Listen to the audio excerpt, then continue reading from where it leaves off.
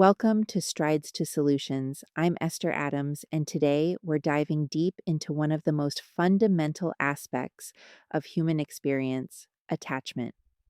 We're going to explore how the bonds we form in our earliest moments of existence literally shape our brains, our bodies, and our capacity to connect with others throughout our entire lives.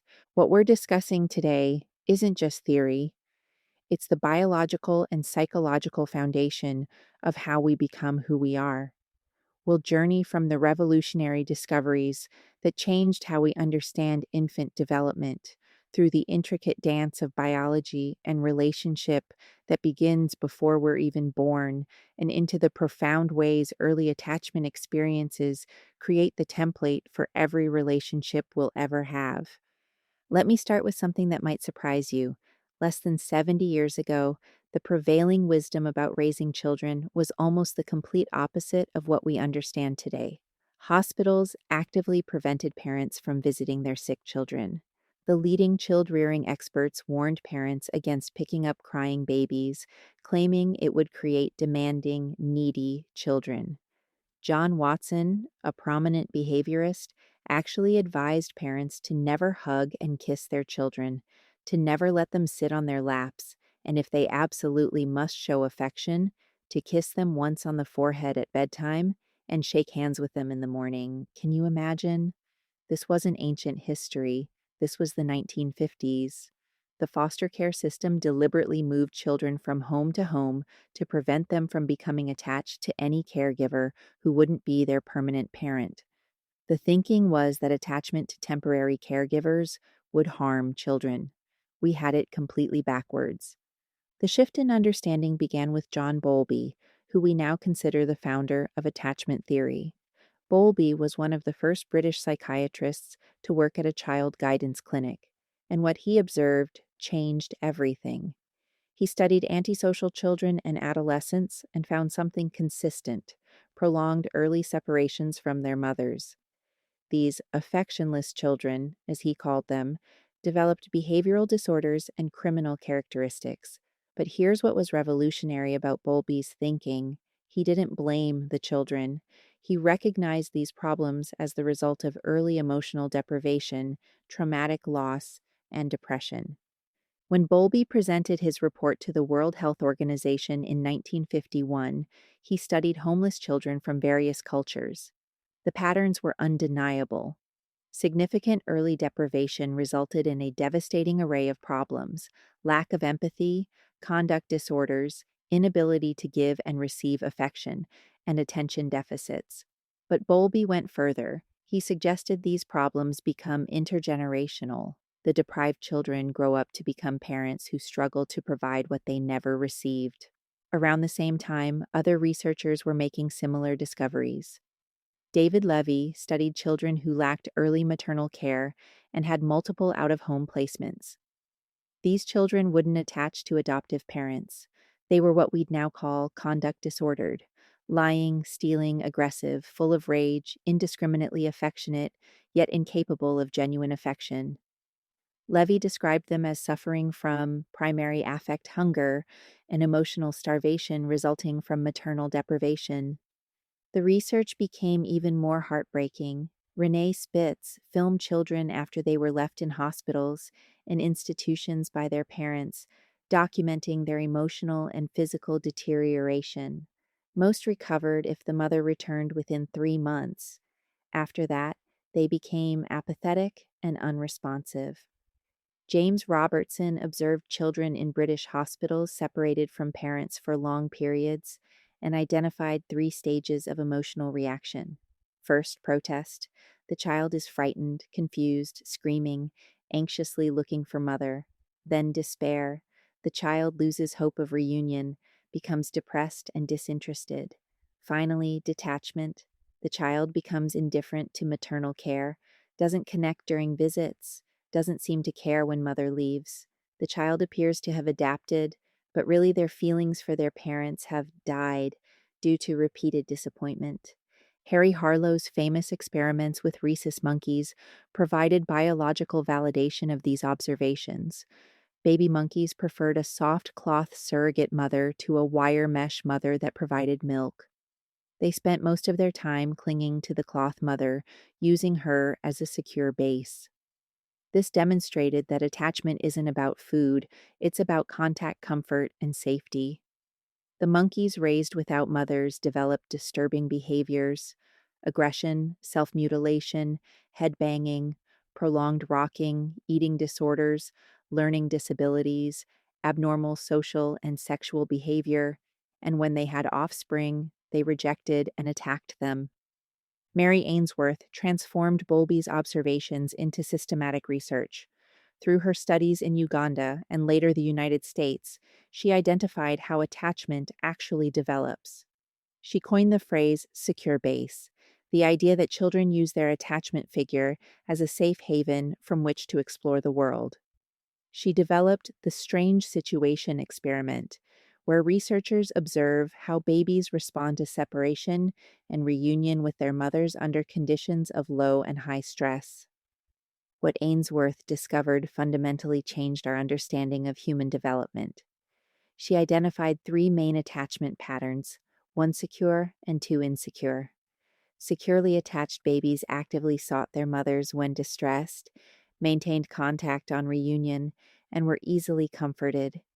Ambivalently attached babies were extremely distressed by separation, but difficult to soothe on reunion, resisting their mother's comfort.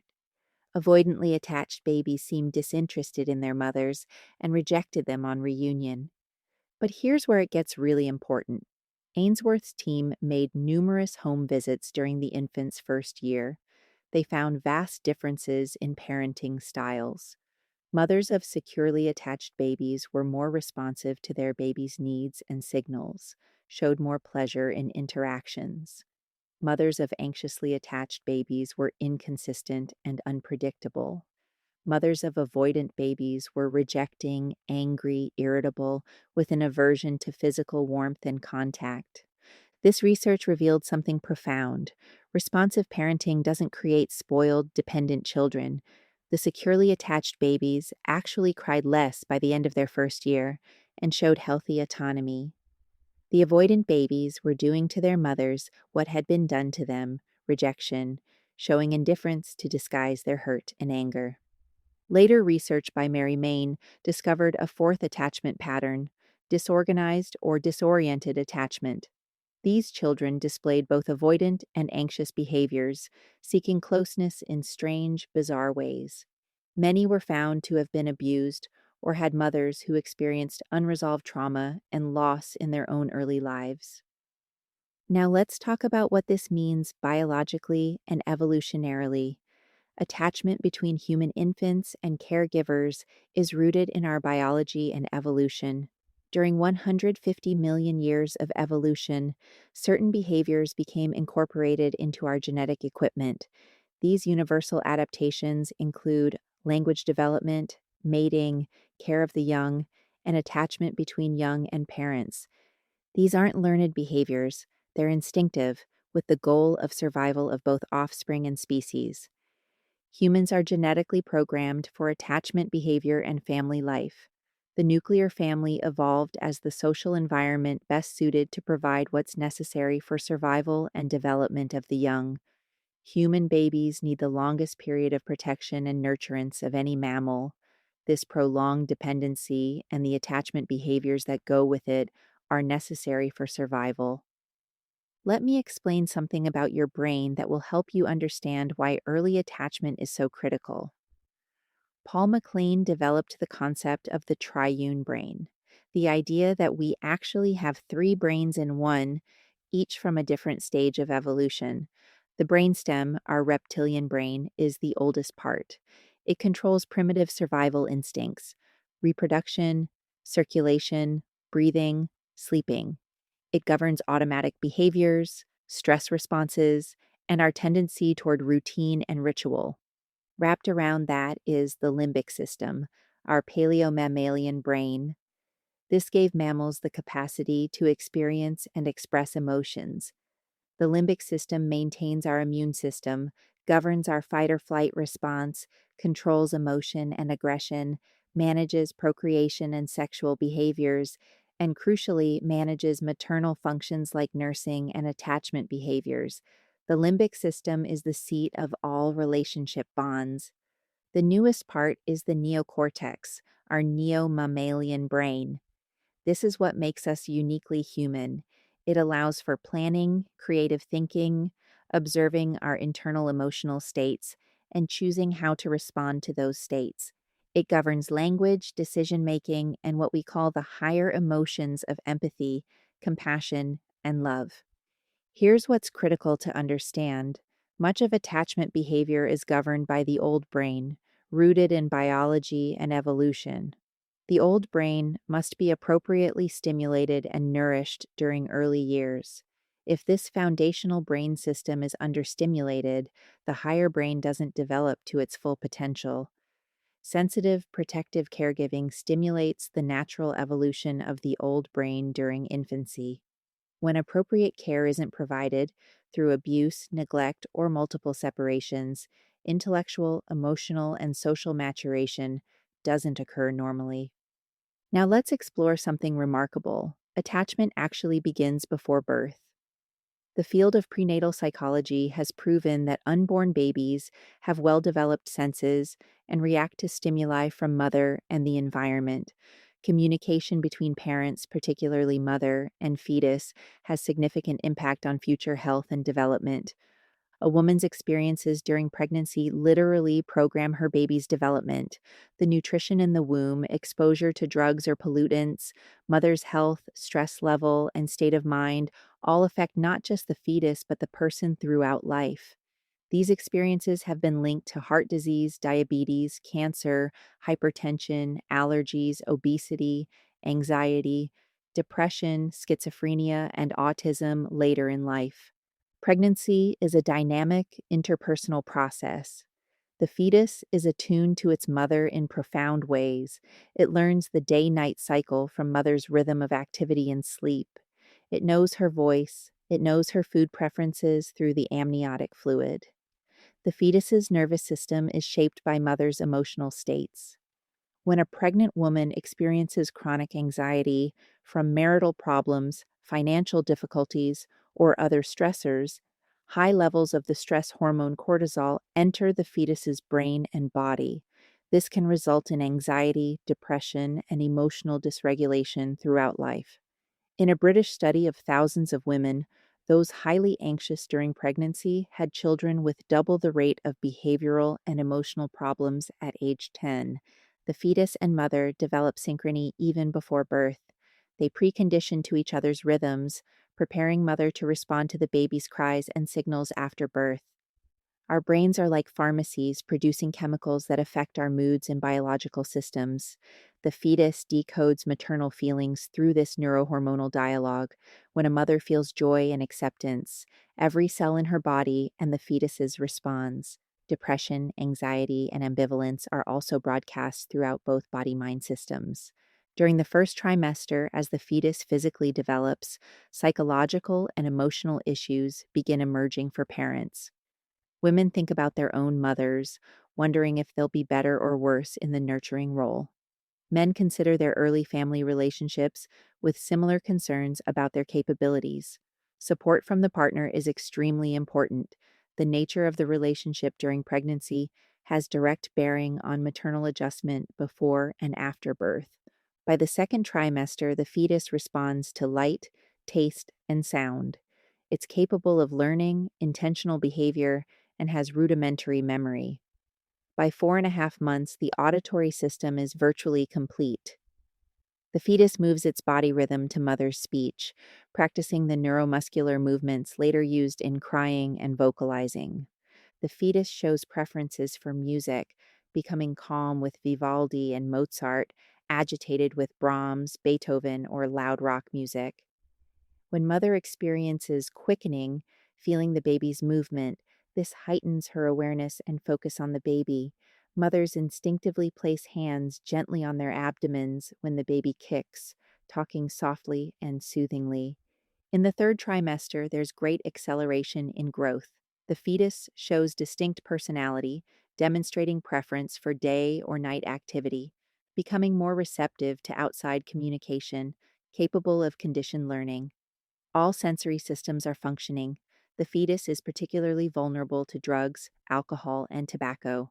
The birth experience itself radically changes the baby's environment, from wet to dry, muffled sounds to loud noises, warm to cold. The environment matters. A relaxing, safe, supportive atmosphere leads to more positive birth experience for everyone. Mother's anxiety level before and during birth, affected by fear, lack of knowledge, apprehension about motherhood, and lack of emotional support, can increase complications. Now we arrive at one of the most critical periods, birth to 3 years. Bonding is the biological, genetic, and emotional connection between mother and baby during pregnancy and at birth. All babies have a bond with their birth mother. But attachment is different. It's learned after birth through interactions between caregivers and child during the first 3 years. Human babies are born earlier in their growth cycle than other mammals. They must be born when the head reaches maximum size, compatible with passage through the birth canal. This means significant brain development occurs outside the womb when the baby is exposed to social and environmental influences. The infant's brain, especially the limbic region, is an open loop system. It relies on attuned, nurturing input from attachment figures for healthy growth and development. Let me walk you through the attachment cycle that repeats countless times during the first year. It begins with the infant's needs: hunger, discomfort, fear. The baby expresses arousal or displeasure through crying. When the caregiver responds appropriately with eye contact, touch, smile, movement, feeding, holding, the baby experiences relief and relaxation. Through successful gratification of these needs repeatedly, the infant develops trust and secure attachment. Each element of this cycle is crucial. Crying is the baby's primary way of communicating discomfort. When caregivers respond promptly, sensitively, and consistently to crying, babies actually cry less as they grow older. They're learning their caregiver is dependable, the basis of trust and secure attachment. Crying also serves to release stress hormones that reduce tension and arousal. Eye contact is a primary communication method for developing attachment. Newborns can focus their eyes 7 to 12 inches, exactly the distance needed to make eye contact when held in arms. The infant gazes into mother's eyes and receives potent messages about her emotional state and involvement. Our pupils expand slightly when viewing something positive, shrink when seeing something unpleasant. The infant instinctively reads these signals. Touch serves both physical and emotional functions. Research confirms that handling and affectionate stroking early in life results in increased weight gain, activity, and resilience under stress. Human babies can actually die from lack of touch. In the 19th century, most institutionalized infants in the United States died of marasmus, wasting away, due to lack of touch and affection. Studies show that deprivation of touch and movement contributes to later emotional problems. Cultures where physical affection toward infants is high have low levels of adult aggression. Cultures where affectionate touch is low have high adult aggression. Touch reduces pain, helps premature babies sleep better and grow faster, lowers stress hormones, and stimulates oxytocin, the love hormone that enhances security, trust, and attachment. The smile is another powerful attachment signal. By 8 weeks, infants begin smiling in response to seeing their primary attachment figure. The baby's smile attracts caregiver attention and rewards positive parental response. The mother's smile provokes feelings of safety and security in the baby. This reciprocal smile triggers biochemical reactions.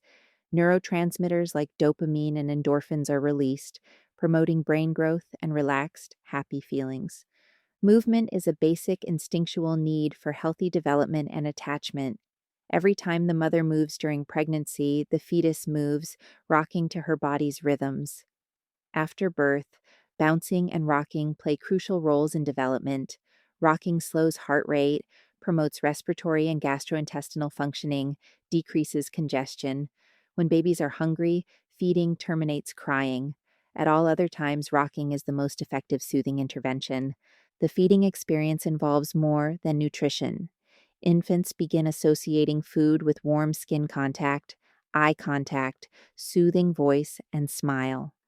The regularity and consistency of feeding ritual, quality of food, and care with which it's provided greatly influence security, attachment, and later attitudes about food.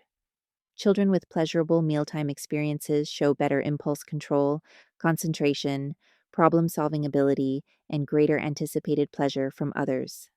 The heart connection is profound.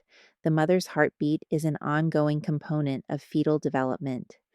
After birth, proximity to mother's heartbeat provides familiar reassurance and stress reduction.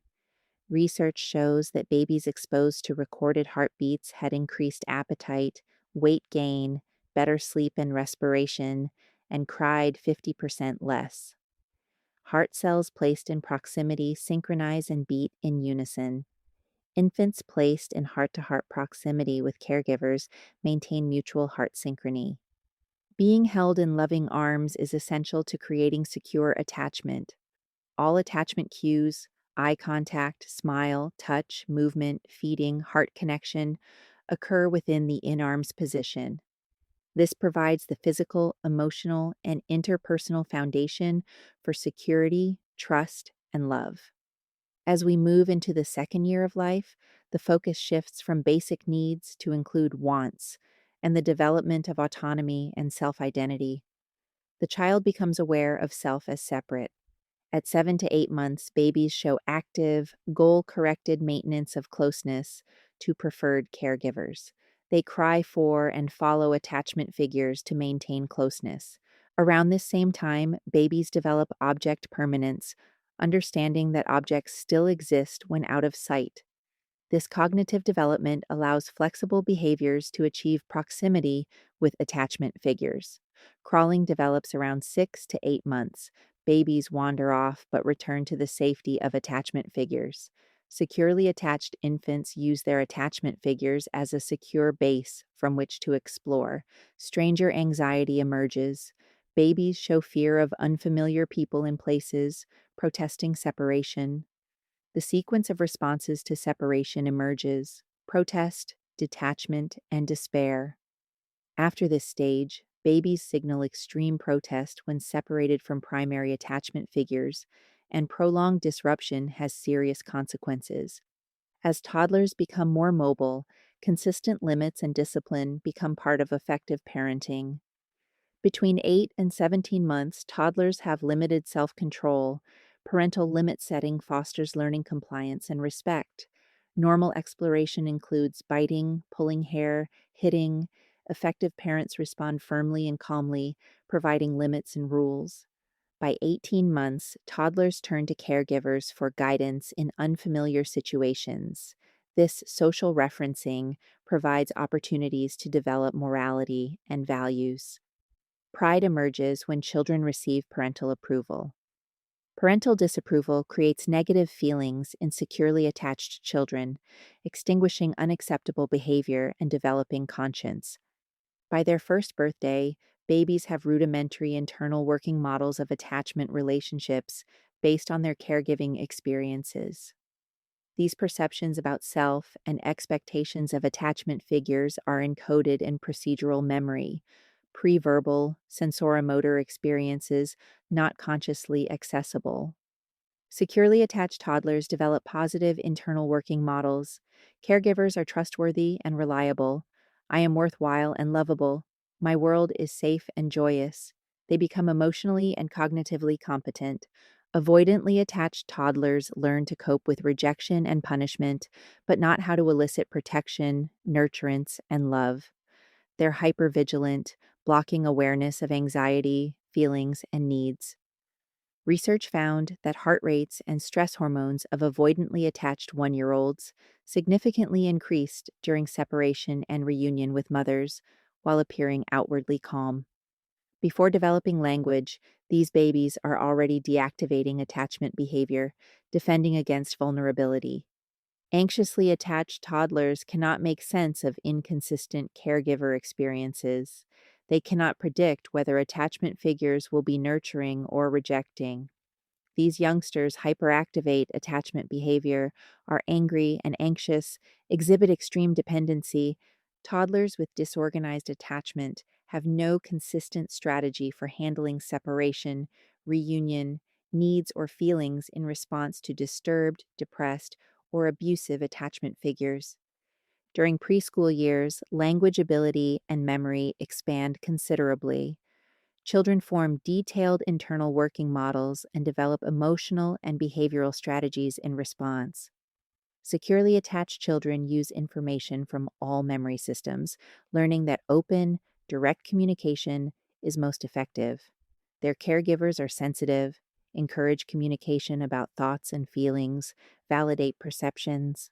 They tolerate negative emotions while setting clear boundaries. Avoidantly attached children become extremely defended, learning to deny anger, anxiety, and need for nurturance. By age 3 to 4, they openly avoid attachment figures, don't signal need for closeness. Some become compulsively caregiving, trying to reassure parents while making few demands. Others become compulsively compliant, hypervigilant, monitoring dangerous environments, complying to avoid threat. The internal working model of attachment compromised children involves denial of need for closeness. A false self develops as children bury true feelings and needs. Anxiously attached children show inconsistent behaviors like their caregivers, alternating between anger and neediness, showing limited exploratory competence and self reliance, becoming selfish and overdependent. A non responsive, neglectful, or abusive environment produces angry, depressed, hopeless children. These children have frequent, prolonged tantrums, are loud, demanding, disruptive. They're accident prone, emotionally and behaviorally impulsive, desperately seeking attention, lacking in attachment relationships. They're restless, irritable, with short attention spans, appearing to have ADHD and learning disabilities with no neurological basis. They become bossy, oppositional, cannot accept no for an answer. They have little frustration tolerance, demand instant gratification, antagonize others. They struggle with appropriate boundaries, moving away when they should be close, getting close when they should move away. They become either victim or victimizer. During school years, children with severe attachment disorder become extremely manipulative and controlling, often diagnosed with oppositional defiant disorder. They're at risk for developing personality disorders as adults, narcissistic, borderline, psychopathic. By adolescence, they're commonly sexually promiscuous, seeking physical closeness without emotional intimacy. They become more aggressive, antisocial, depressed. Many turn to substance abuse. Others avoid it due to their need for control. Many displace rage into theft, vandalism, assault. Children with attachment trauma histories have been deprived of experiences necessary for developing the neocortex. Their development remains fixed in the lower brain centers. They're dominated by survival drives for control and safety and limbic system emotionality. They lack ego development and self control to modulate violent impulses. In normal development, thinking moves from concrete to abstract. Children with attachment disorder remain in concrete thinking, lacking logic and reasoning for planning ahead. They have little respect for authority, rules, or others' rights. They seek safe targets, weaker peers, helpless animals, to vent hostility and aggression. The experience of major loss during early developmental years produces children fearful of closeness and love. They feel alone, alienated, with attitudes of self protection. They're motivated by need for power. If I'm in control, I feel less threatened. Fear of abandonment runs their lives. They don't allow closeness, maintaining elaborate defenses against intimacy and subsequent loss. The research on temperament adds another layer to our understanding. Some theorists emphasize biological factors, others psychosocial influences, while another group focuses on the interaction between nature and nurture. Jerome Kagan's longitudinal studies found that children labeled fearful during their first 3 years became introverted, cautious adults psychologically dependent on spouses. He identified two temperamental types: inhibited and uninhibited children, with physiological differences in their stress response systems. The New York longitudinal study assessed infant temperamental characteristics and found four categories: difficult babies, 10%, with negative mood, slow adaptation; slow to warm up babies, 15%, similar but less intense; easy babies, 40%, with positive mood, good adaptation; and mixed, 35%, with combinations of traits. Children born with difficult temperaments developed the most emotional and behavioral problems. 70% developed serious symptoms in adulthood. However, researchers didn't conclude temperament alone produced these problems. Rather, nature and nurture interact. Difficult children were more likely to trigger negative parental responses. Only patient, consistent, firm, emotionally resolved parents could manage these children well.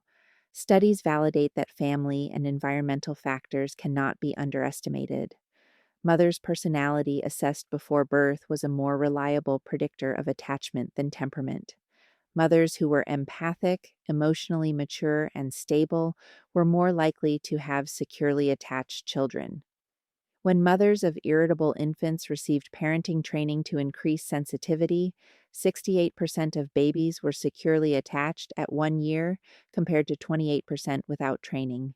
This is hopeful news. It indicates that outside forces, effective parenting programs, therapeutic interventions can go far toward addressing early difficulties. Temperament and environment interact throughout development to determine outcomes. What does all this mean for us as individuals, as parents, as a society? First, it means that the quality of early relationships literally shapes the architecture of the developing brain. The experiences we have in our first years of life create the template for how we understand ourselves, others, and the world around us. Second, it means that responsive, attuned caregiving isn't just nice to have, it's essential for healthy human development. When we respond sensitively to infant needs, we're not spoiling them. We're building their capacity for trust, emotional regulation, empathy, and healthy relationships throughout life. Third, it tells us that when early attachment is disrupted through abuse, neglect, separation, or loss, the effects ripple throughout development. But it also tells us that healing is possible. The brain's plasticity means that new experiences of safe, attuned relationships can help repair early damage. Fourth, it challenges us to reconsider how we structure society to support families. If early attachment is this critical, then policies around parental leave, childcare, family support services, and intervention programs aren't just social niceties, they're investments in the fundamental well being of future generations. The research also helps us understand ourselves better.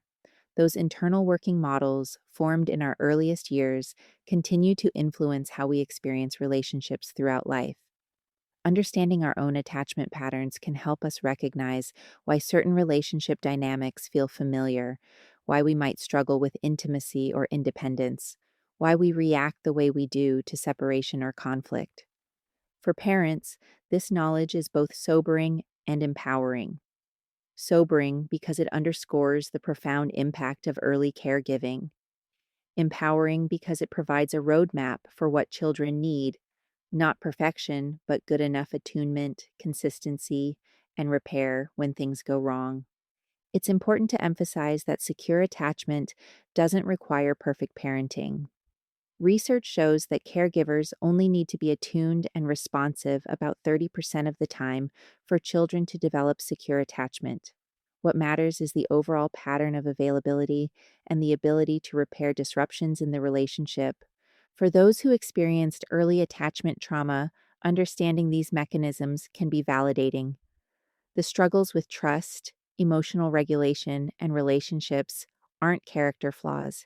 They're adaptations to early experiences of relationship. And while these adaptations might have been necessary for survival in childhood, they can be updated with new experiences of safety and connection. The field of attachment continues to evolve. We now understand that attachment patterns can be earned, that even those with difficult early experiences can develop earned secure attachment through healing relationships, therapy, and reflection. We understand that attachment continues throughout life, that we can form new attachment relationships that help heal old wounds. We're also learning more about the neurobiology of attachment, how early relationships literally shape brain development, how trauma affects the developing nervous system, and importantly, how the brain's plasticity allows for healing and change throughout life.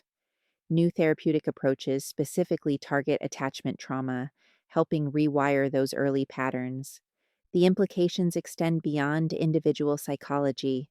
Understanding attachment helps us comprehend societal issues, why cycles of abuse and neglect perpetuate across generations, why some individuals struggle with empathy and connection, why early intervention programs are so critical.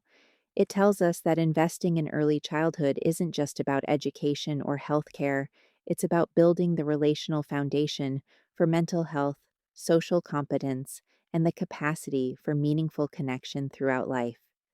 As we consider the journey from those early mistaken beliefs about child rearing to our current understanding, we see how far we've come.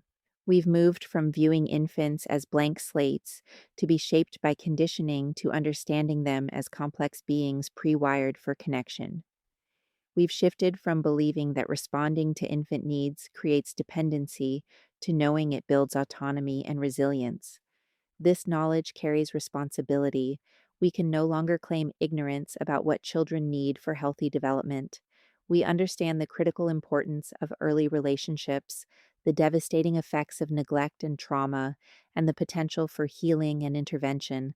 This places obligation on all of us as individuals, communities, and society to protect and nurture the attachment needs of children. For those working with children and families, this knowledge provides framework for understanding behavior. That controlling, manipulative child isn't bad. They're scared, operating from a survival state shaped by early experiences of relationship failure. That withdrawn, compliant child isn't good. They're defended, having learned that their needs won't be met. Understanding attachment helps us see beyond behavior to the underlying needs and fears driving it. The research on attachment also highlights the intergenerational nature of these patterns. Parents tend to recreate their own early experiences with their children. But this isn't destiny. Awareness and intervention can break these cycles.